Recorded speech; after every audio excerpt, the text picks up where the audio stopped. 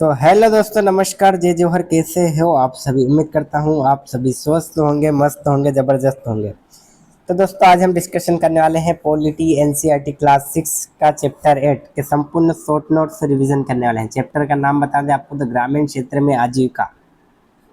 यानी ग्रामीण क्षेत्र में वो जो जीवन जीने के लिए जो आजीविका है, जो मतलब आय का जो स्रोत है, उसमें क्या देखने को मिलता है, कैसे क्या स्थिति आपको देखने को मिलती है ग्रामीण क्षेत्र में आजीविका के क्या क्या साधन है जीने के लिए। ठीक है, अगर आप भी DSSB, NVS, EMRS, MP TET, CTET, KVS and all teaching exam की तैयारी कर रहे हो, और अगर आपका सब्जेक्ट सोशल साइंस है प्लस GK GS के लिए भी तैयारी कर रहे हो, तो ये क्लास आपके लिए बहुत ही इंपॉर्टेंट होने वाली है दोस्तों। तो चलो शुरू करते हैं, वीडियो में बने रहिएगा। ठीक है, वीडियो पसंद आए तो लाइक शेयर सब्सक्राइब जरूर करेगा दोस्तों, बिल्कुल कंजूसी मत करेगा, क्योंकि आपके लिए बहुत ही मेहनत से कंटेंट बनाना पड़ता है। ठीक है दोस्तों, ताकि आपको एनसीईआरटी नहीं पढ़ना पड़े। और अगर आपने एनसीईआरटी पढ़ भी रखे तो एक बार, अगर एक से दो तीन बार भी रिवीजन करोगे तो आपका कोई भी क्वेश्चन बाहर नहीं जाने वाला है। आपके कॉन्सेप्ट क्लियर अच्छा होगा, अगर कॉन्सेप्ट क्लियर अच्छा होगा तो क्वेश्चन अच्छे से सोल्व कर पाओगे। तो सबसे पहला टॉपिक है प्रस्तावना यानी इंट्रोडक्शन। ग्रामीण क्षेत्रों में लोग अपनी जीविका, लाइवलीहुड मुख्यतः कृषि व उससे जुड़े कार्यों से चलाते हैं। यानी गांव में अक्सर आपने देखा होगा कि जो अपने जीवन जीने की जो प्रक्रिया है या जीविका यापन करने के प्रोसेस, तो मुख्यतः क्या देखेंगे तो आप कहेंगे कृषि। क्योंकि मुख्य कार्य ग्रामीण क्षेत्र में आप अगर जाओगे तो मुख्य कार्य के रूप में अगर देखोगे तो आपको क्या दिखाई देगा, तो आपने क्या कृषि, जहाँ से वो आय का सबसे बड़ा स्रोत है। आज भी भारत की अधिकांश आबादी गाँवों में रहती है और उस पर रहती है और कृषि पर निर्भर। यानी अधिकतर आपने 70% लोग आज भी देखे होंगे कहाँ से रहते, तो आप कहेंगे गांव में रहते हैं। यानी गांव के ही रहने वाले लोग हैं, जहाँ पर मुख्य कार्य क्या है, तो आपने कहा कृषि। खेती के अलावा लोग मजदूर, पशुपालन, कुटीर उद्योग, मछली पालन, बागवानी आदि भी करते हैं। यानी इसके अलावा ग्रामीण क्षेत्र में और क्या क्या कार्य करते हैं, तो आप कहेंगे मजदूरी करते हैं।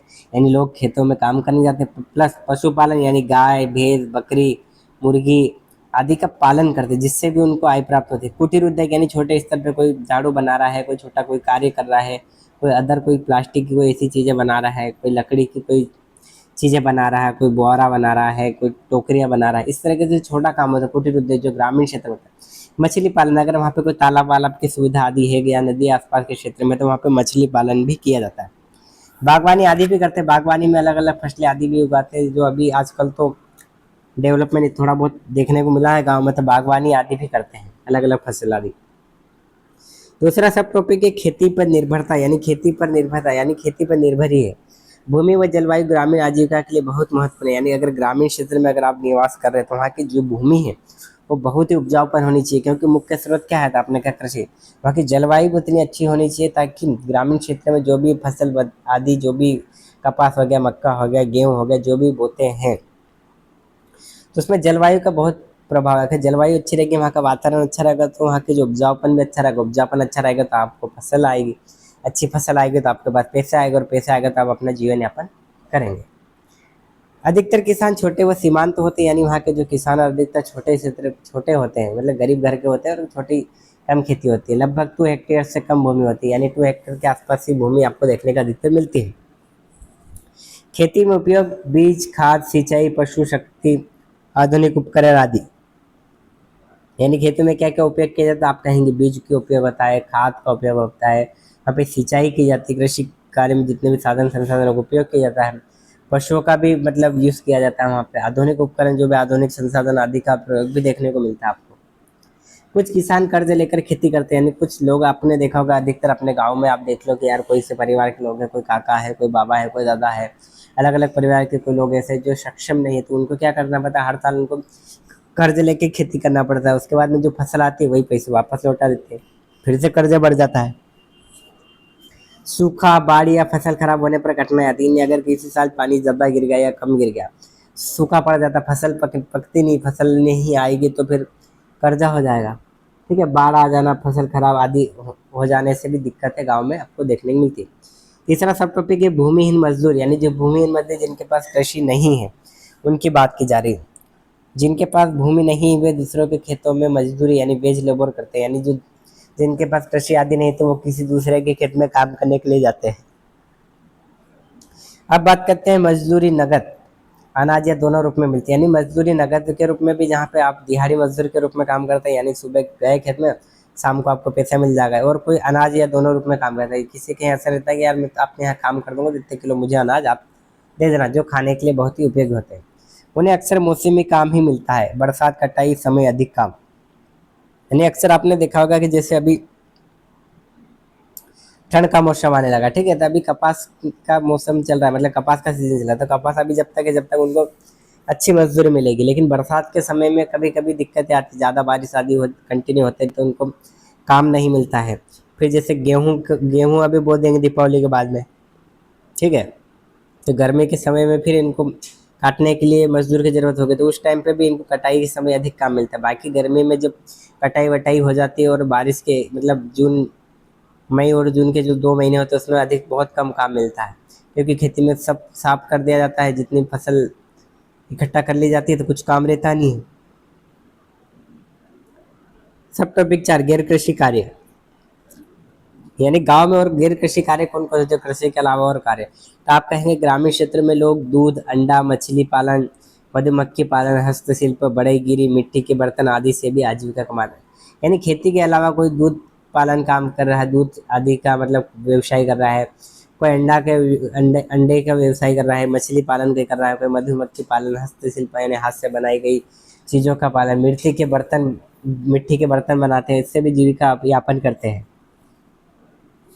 कुछ गांवों में छोटे चक्की, तेल मिल, कपड़ा बुनाई, ईंट भट्टा, लोकल ट्रांसपोर्ट भी आय का साधन है।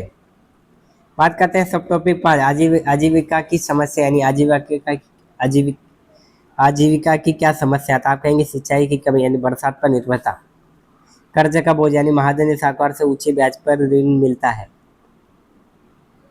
कर्ज का बोझ अगर मतलब किसी दुकानदार से आपने या कर्ज लिया हो, किसी साहूकार आदि से, ठीक है, जो गांव में जो पैसे वाले लोग होते हैं, उनके पास से हम अक्सर कर्ज लेते हैं, तो ऊंचे दर पे लेते हैं, जैसा कि 5%, 10%, यानी दुगना लेते हैं। तो जब हम भर नहीं पाते, तो वो फिर ब्याज हम पे बढ़ जाता है। कम मजदूरी और बेरोजगारी, यानी कम मजदूरी मिलती है और मजदूरी में भी पैसे कम दिए जाते हैं, तो मजदूरी और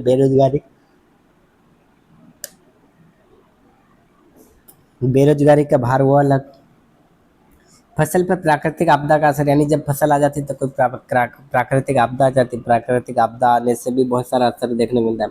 भूमिहीनता और असमानता, यानी भूमिहीनता का मतलब ये है कि किसी के पास कृषि है, किसी के पास में खेती नहीं है, तो इस कारण असमानता भी देखने को मिलती है, तो कोई गरीब लोग है तो कोई अमीर लोग है।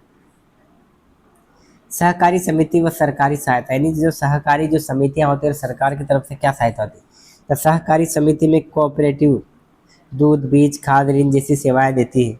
कौन? सहकारी समिति।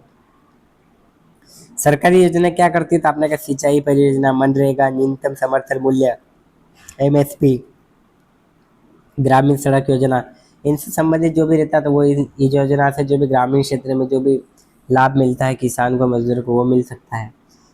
7वां सब टॉपिक है ग्रामीण जीवन के मुख्य बिंदु, यानी ग्रामीण जीवन के मुख्य बिंदु क्या है, तो आपने कहा गाँव में आजीविका कृषि प्रधान है। अब पर अब गैर कृषि क्षेत्र भी विकसित हो रहा है, यानी गांव में आजीविका कृषि प्रधान की बात की जाती है, यानी गांव में आज भी कृषि प्रधान देखा जाता है। अब गैर कृषि क्षेत्र में भी विकसित धीरे धीरे हो रहा है। महिलाओं की भागीदारी, बीज बोना, निराई, कटाई, पशुपालन आदि में अहम भूमिका, यानी महिलाओं की अधिकतर भूमिका देखने को मिलती है। बीज बोने के समय महिलाओं की बहुत ज़्यादा आवश्यकता पड़ती है। निंदाई में मतलब चारा वारा खरपतवार अगर खेती में हो जाता है, तो उसको निकालने के लिए, कोई भी चीज़ कटाई के लिए, फसल आदि के, पशुपालन आदि में बहुत ज़्यादा अहम भूमिका महिलाओं को देखने मिलती है। ग्रामीण आजीविका जलवायु, तकनीकी, बाजार और सरकारी योजना पर निर्भर, यानी अधिकतर आपने देखा तो जलवायु, तकनीकी हो गया, बाजार हो गया, सरकारी योजना पे निरंतर देखने को मिलती है। अब देखते हैं सब टॉपिक परीक्षा तो महत्वपूर्ण तथ्य क्या क्या हो सकते हैं आपके एग्जाम के हिसाब से, तो आप कहेंगे भारत के ग्रामीण क्षेत्रों की आबादी तो लगभग 2/3 जनसंख्या, या 2 सहित 3 जनसंख्या। अधिकतर किसान की बात की जाए तो समांतर वो छोटे किसान गाँव में देखने को मिलेंगे। भूमिहीन लोग यानी मजदूर पर निर्भर है, यानी जिनके पास भूमि नहीं है वो किस पर निर्भर है, मजदूरी पर। ग्रामीण क्षेत्र कृषि आजीविका, तो आप कहेंगे पशुपालन, मछली पालन, हस्तशिल्प, यानी ग्रामीण क्षेत्र की बात की जाती है। गैर कृषि आजीविका क्या कहते हैं, पशुपालन करना, मछली पालन, हस्तशिल्प यानी हाथों से बनाई गई जो भी चीजें हैं उनको बेचना। चुनौतियां तो सिंचाई की कमी, कर्ज, प्राकृतिक आपदा, ये बहुत बड़ी चुनौतियां देखने को मिलती हैं। तो ठीक है दोस्तों, ये थी हमारी क्लास। वीडियो पसंद आए तो लाइक शेयर सब्सक्राइब जरूर करें। अगर आप भी चाहते हैं कि इस वीडियो की पीडीएफ अगर आपको मिले ताकि आप मल्टीपल टाइम तक रिवाइज कर पाए और प्लस आप इसके नोट्स भी बना सकते हो, तो दोस्तों डिस्क्रिप्शन में हमारे व्हाट्सएप ग्रुप और टेलीग्राम की लिंक दे दी गई है, जहाँ पे क्लिक करके आप हमारे टेलीग्राम और व्हाट्सएप ग्रुप को ज्वाइन कर सकते हैं, जहाँ पे आपको ये पीडीएफ भी देखने को मिलेगी और वहाँ से आप नोट्स भी बना सकते हैं और प्लस इस पीडीएफ को डाउनलोड भी कर सकते हैं। अगर डाउनलोड करने के बाद अगर आप चाहते हैं कि नोट्स भी बनाए तो आप नोट्स भी बना सकते हैं। ठीक है दोस्तों, वीडियो पसंद आए तो लाइक शेयर सब्सक्राइब करने में बिल्कुल कंजूसी मत करेगा। एक प्यारा सा कमेंट्स लिखिएगा, एक प्यारी सी लाइक दीजिएगा। ठीक है दोस्तों, वीडियो देखने के लिए धन्यवाद। मिलते हैं नेक्स्ट वीडियो में।